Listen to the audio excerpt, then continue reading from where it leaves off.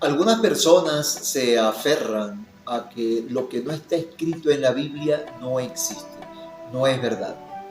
Sin embargo, hay otras cosas que no existen y las defienden, en el caso de los hermanos separados. Uno de los puntos que más conflicto tiene entre los cristianos de otras denominaciones es la existencia del purgatorio. Para muchos de ellos, el purgatorio es una invención del cristianismo católico, de la Iglesia Católica, que fue inventado a partir de la Edad Media. Cosa que no es cierta, porque desde el Antiguo Testamento existen ya algunos planteamientos referidos a la existencia del purgatorio. Y es que muchas de las cosas en las que creemos no están explícitamente planteadas en la Biblia, pero sí están insinuadas, sí están implícitamente planteadas. Podemos tomar como ejemplo las enseñanzas del mismo Jesucristo.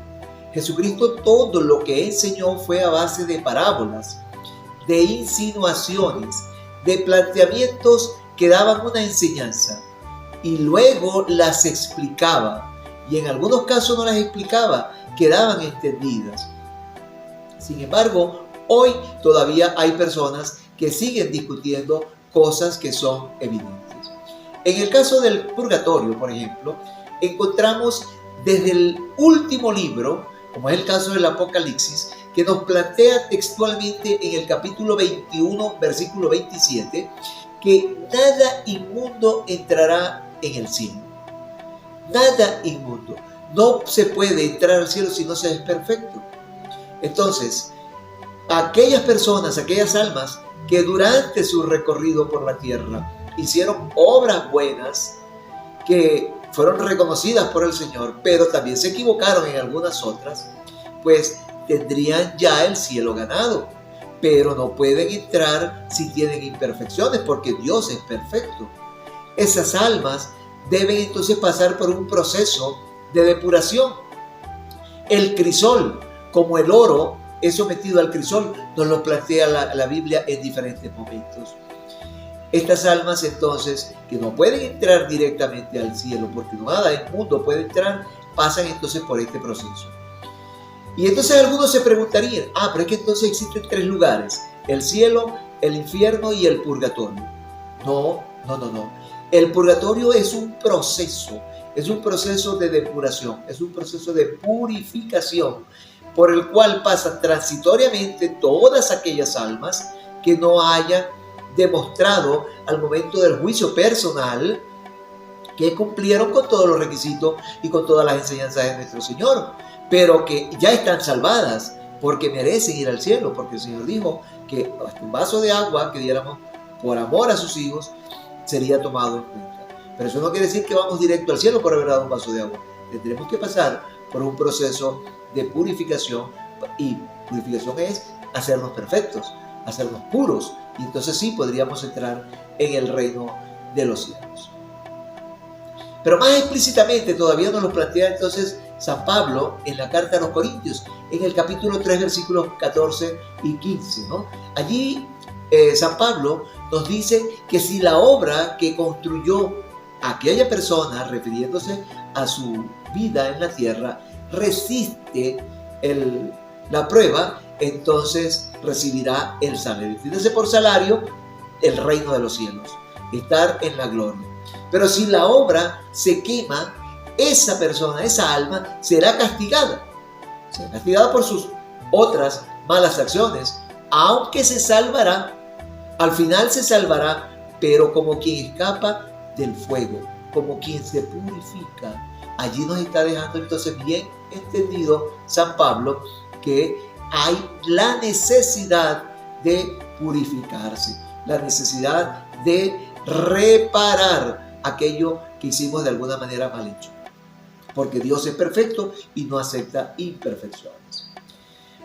Pero es que el mismo Jesucristo, en el Evangelio de San Mateo, en el capítulo 18, versículo 34, nos está planteando en la parábola de aquel empleado malo que exigió por la fuerza lo mismo que a él le había sido perdonado, y luego el rey indignado entonces lo entregó a los verdugos para que pagara hasta el último centavo.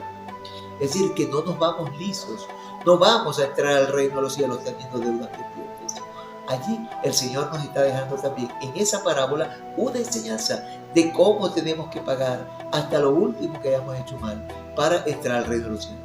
Sí nos vamos a salvar si hemos hecho cosas buenas, pero tendremos que pagar las que no fueron tan buenas, las que merecen el repudio del Señor.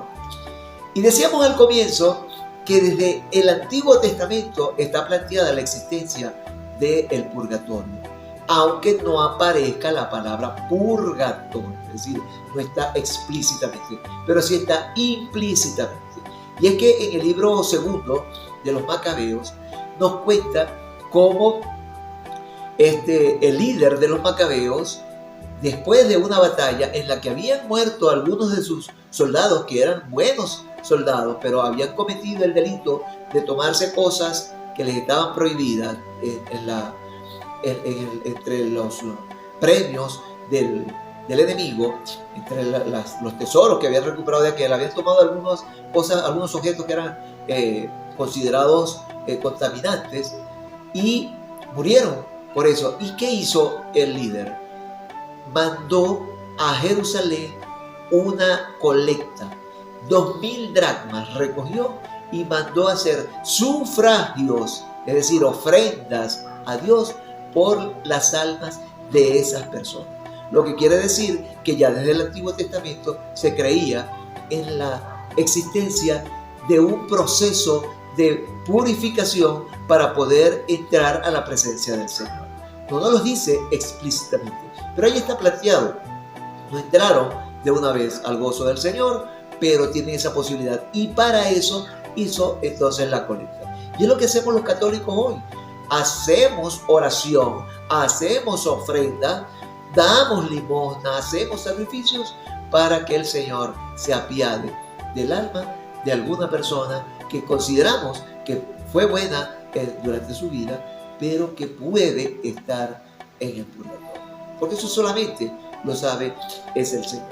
Entonces, allí también en el segundo libro de los Macabeos, en el capítulo 12, versículo 43, ya también se nos insinúa la existencia del purgatorio para purgar nuestras penas y luego pasar al encuentro con el Señor.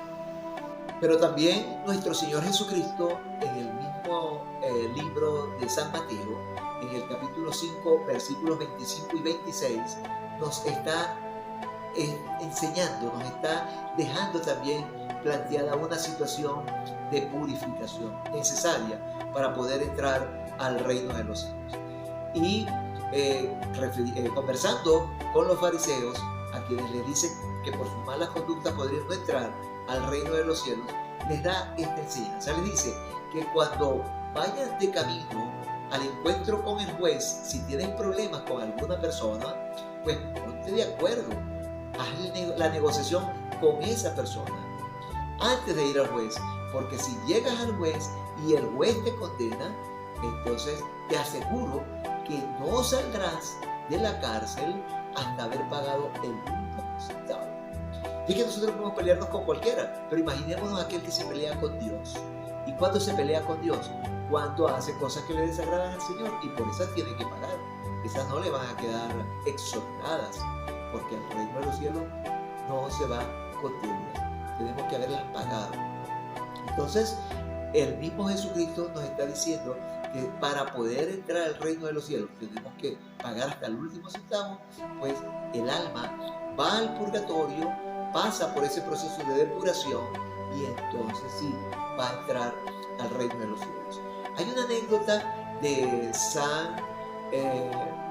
del Padre Pío, San Pío de Pietrelcina, que en una conversación con uno de los hermanos de su congregación franciscanos, le dice: mira, anoche tu papá entró al cielo.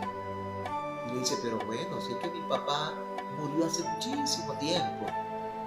¿Y qué le respondió?